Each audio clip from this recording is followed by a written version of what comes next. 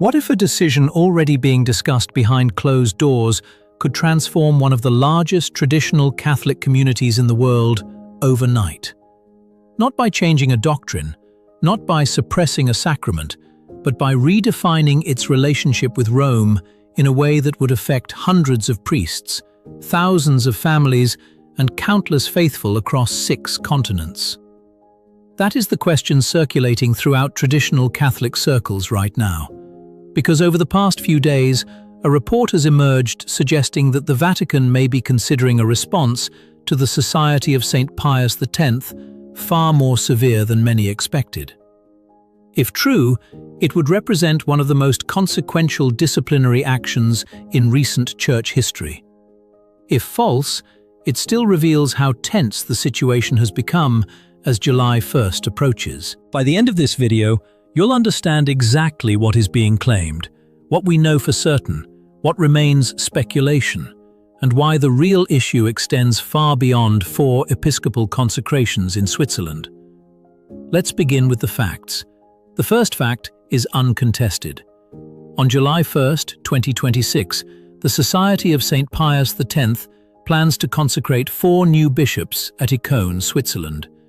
The names have already been announced publicly: Father Pascal Schreiber, Father Michael Goldade, Father Michel Simoulin, Father Marc Hanape. 4 priests chosen to carry the Society's apostolic succession into the coming decades. And the men expected to perform the consecrations are not insignificant figures. Bishop Alfonso de Galarreta, Bishop Bernard Felay. Both names carry enormous symbolic weight. Galarreta was one of the 4 bishops consecrated personally by Archbishop Marcel Lefebvre in 1988. Felay served as Superior General of the Society for 12 years and remains one of the most recognizable figures within traditional Catholicism. These are not accidental choices. They represent continuity. Continuity with Lefebvre, continuity with Icône, continuity with the decisions that transformed Catholic history nearly 4 decades ago. The second fact is equally clear. On May 13th, Cardinal Victor Manuel Fernandez, prefect of the Dicastery for the Doctrine of the Faith, publicly characterized the planned consecrations as a schismatic act carrying canonical consequences. That statement was widely reported. It established the Vatican's official concern, and it signaled that Rome views the situation with great seriousness. Up to this point, there is no controversy. These are public facts. The controversy begins with what happened next. On June 19th, a report appeared citing sources allegedly familiar with discussions surrounding the Vatican's response. The report was not an official document. It was not a decree. It was not a statement from the Holy See. It was a report based on anonymous sources. And because precision matters, that distinction must remain absolutely clear. Anonymous sources are not the same as official confirmation. Yet anonymous sources often become important precisely because they reveal conversations that may already be taking place. According to the report, some within Vatican circles may be considering measures extending far beyond the bishops directly involved. Far beyond the 4 men to be consecrated, far beyond those performing the consecrations. The suggestion is that a broader interpretation of formal adherence could potentially affect the society as a whole, its priests, its structures, its seminaries, its apostolates, perhaps even the faithful most closely attached to its life. Again, let us be careful. This remains a report, not a decree, not a law, not an official announcement. But if such a possibility is even being discussed, the implications are enormous. Because we are no longer talking about 4 bishops, we are talking about an entire ecclesial world. And this is where many Catholics suddenly realized what may truly be at stake. The Society of St. Pius X is not a small movement. It is not a handful of isolated chapels. It is not a fringe community operating in obscurity. The society includes approximately 700 priests, seminaries on multiple continents, schools, retreat centers, mission territories, religious communities, and hundreds of thousands of faithful who regularly attend its chapels throughout the world. Think about what that means in practical terms. Imagine a family attending an SSPX chapel for 20 years. The parents were married there. Their children were baptized there. Their sons served at the altar there. Their daughters learned catechism there.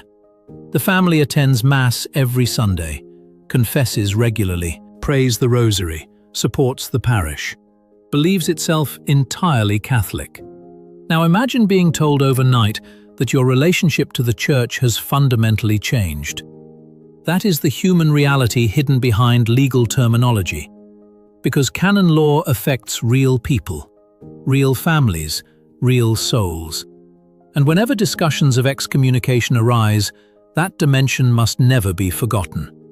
This is precisely why comparisons with 1988 are unavoidable, because history already provides a precedent. When Archbishop Marcel Lefebvre consecrated 4 bishops without papal approval on June 30, 1988, Rome responded decisively. Excommunications were declared. But notice something important. The penalties applied specifically to Lefebvre and the bishops directly involved. The priests of the society were not universally excommunicated. The faithful were not universally excommunicated. The line drawn by Rome was narrow. Severe, but narrow. Many observers believe that distinction was intentional, because even while condemning the act, Rome left room for future reconciliation, and history proved that assessment correct. 21 years later, in 2009, Pope Benedict XVI lifted the excommunications of the surviving bishops. The door remained open, the conflict continued, but the possibility of healing remained alive. That historical memory now shapes every discussion taking place today. Because the rumored approach would be fundamentally different. Not a limited penalty, a comprehensive one. Not a warning directed at leaders, a measure affecting an entire structure. And that difference changes everything. There is another aspect that deserves attention. Why would anyone advocate a harder approach today than the one used in 1988? After all, the original consecrations occurred at a moment of extraordinary tension.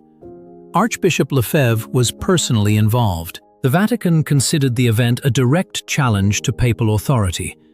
And yet, even then, the response remained targeted. So why would a broader response be considered now? One possible explanation involves clarity. For decades, the SSPX has occupied an unusual position. Not fully regularized, not formally outside, neither entirely inside nor entirely outside. This ambiguous status has frustrated many people across the theological spectrum. Some traditionalists see it as unjust. Some Vatican officials see it as unsustainable. A clearer separation would eliminate ambiguity, at least institutionally. Whether that would solve anything is another question entirely. Because ambiguity, while frustrating, sometimes preserves possibilities that certainty destroys.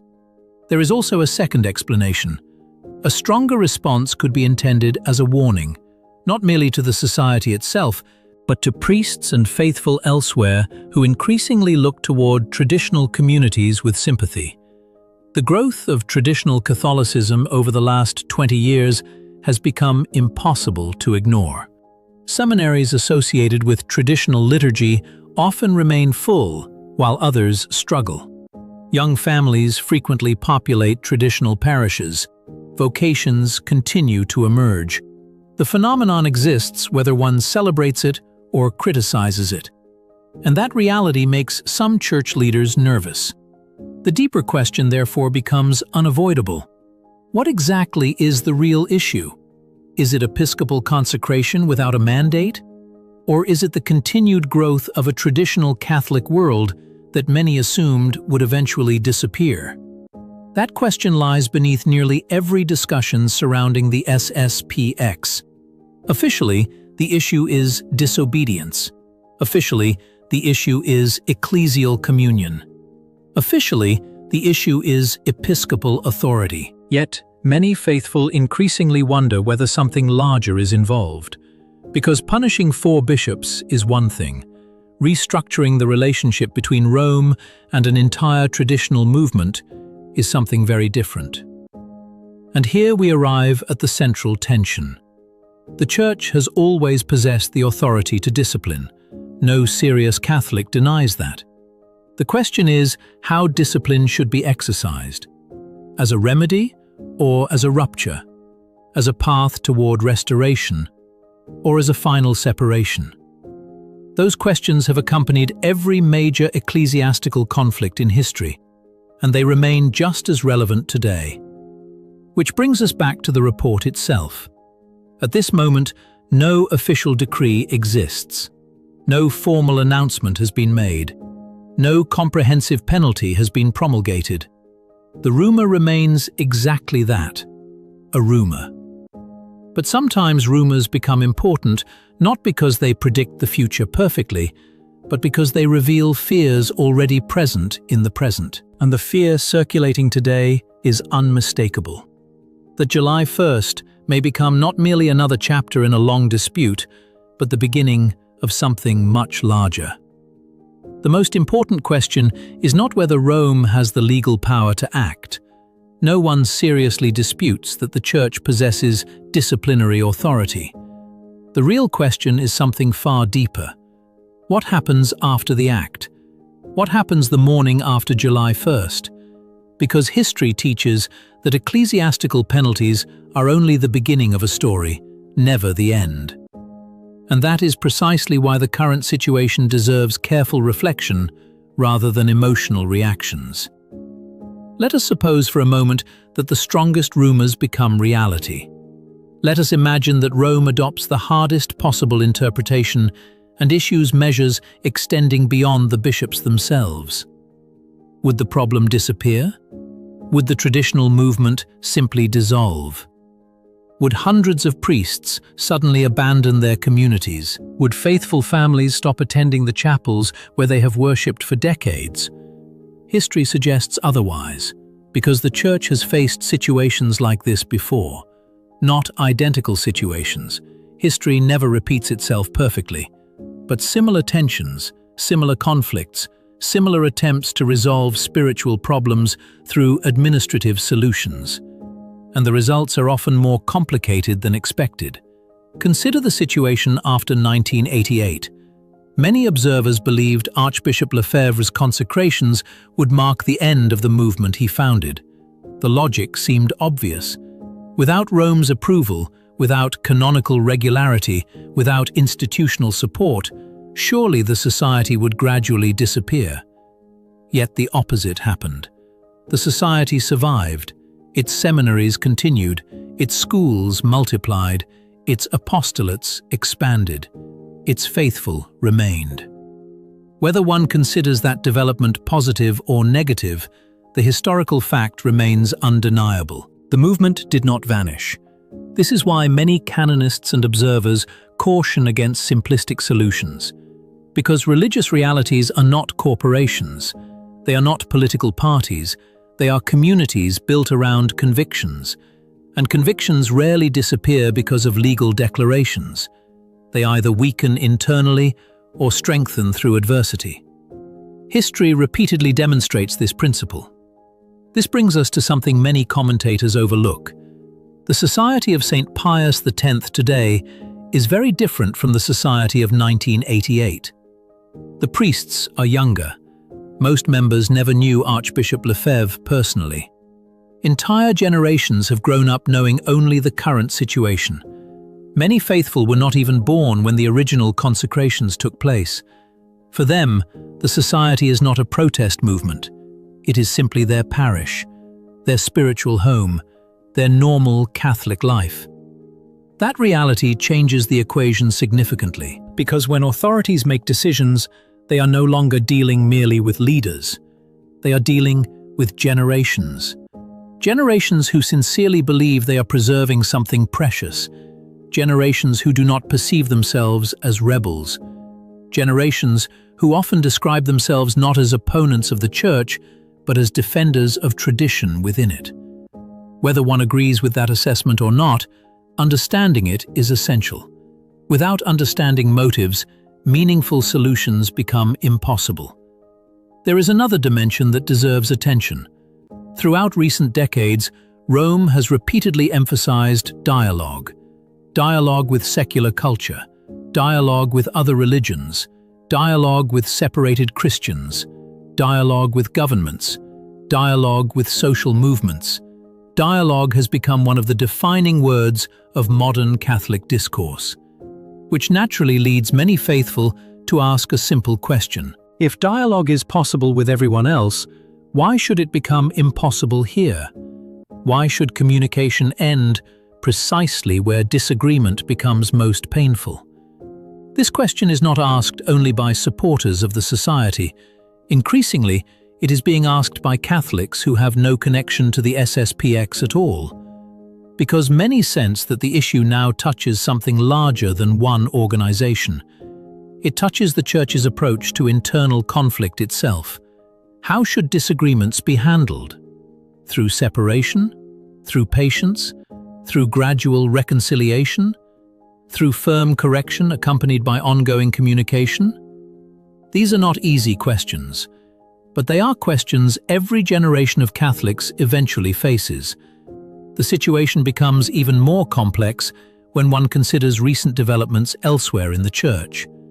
Traditional Catholics frequently point to what they perceive as inconsistencies. They see public debates regarding moral theology. They see ongoing controversies about synodality. They see doctrinal disputes continuing without immediate disciplinary action.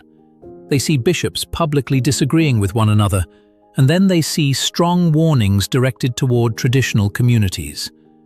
Whether that perception is fair or unfair is almost beside the point, because perceptions influence trust, and trust remains one of the central themes in this entire story. Many observers now describe the crisis primarily as a crisis of confidence. A crisis of confidence between Rome and traditionalists. A crisis of confidence between authority and those being governed. A crisis of confidence regarding how tradition itself should be understood. This is why some analysts believe the true danger extends beyond canonical penalties. The real danger is the erosion of trust, because trust is far more difficult to restore than legal status. A decree can be issued in a day. Trust sometimes requires generations. And this brings us to a question that few people are asking openly. What if the Vatican chooses restraint? What if July 1st arrives and Rome responds more cautiously than expected? What if the response resembles 1988 rather than the more dramatic rumors currently circulating? Such an outcome remains entirely possible. In fact, many experienced Vatican observers believe it is more likely. Why? Because Church authorities understand history too. They understand that broad measures often produce unintended consequences. They understand that excessive severity can create martyrs where none previously existed. They understand that symbolic actions sometimes strengthen the very movements they intend to weaken. This is why ecclesiastical discipline traditionally seeks proportionality. The Church disciplines in order to heal, not simply to punish, not simply to demonstrate authority, but to restore communion whenever possible. That principle has guided Catholic canon law for centuries, and it remains relevant today. There is also the reality of Leo XIV's pontificate itself. Since his election, much discussion has centered on unity, listening, communion, reconciliation. These themes appear repeatedly in speeches and public statements. If those themes are to have practical meaning, many Catholics argue, they must apply even in difficult situations. Especially in difficult situations. Because unity requires no effort when everyone already agrees. Unity becomes meaningful precisely when disagreements are serious. The days ahead will therefore reveal much more than Rome's relationship with the SSPX. They may reveal something about the direction of the pontificate itself. Will the emphasis fall primarily on authority, primarily on discipline, primarily on dialogue, or some combination of all three? No one yet knows. And that uncertainty explains why speculation has become so intense. People are not merely waiting for a decision. They are waiting for a signal about how conflicts will be handled in the years ahead, a signal about how tradition will be treated, a signal about whether old wounds will deepen or begin to heal. Perhaps that is why this story has attracted attention far beyond traditionalist circles, because at its heart lies a question every Catholic understands. What happens when members of the same family become deeply divided? Do they stop speaking? Do they lock the doors? Do they declare the relationship finished forever? Or do they continue searching for a path back to one another, however difficult that path may be? The Church has always believed in reconciliation. Not easy reconciliation, not superficial reconciliation, but real reconciliation rooted in truth. The challenge, of course, is that truth itself is often where disagreements begin. And yet history repeatedly shows that some of the Church's deepest divisions eventually found paths toward healing. Sometimes quickly, sometimes after decades, sometimes after generations. No one can predict how the current situation will unfold. Anyone claiming certainty is pretending to possess knowledge they do not actually have. What we do know is this: July 1st is approaching rapidly.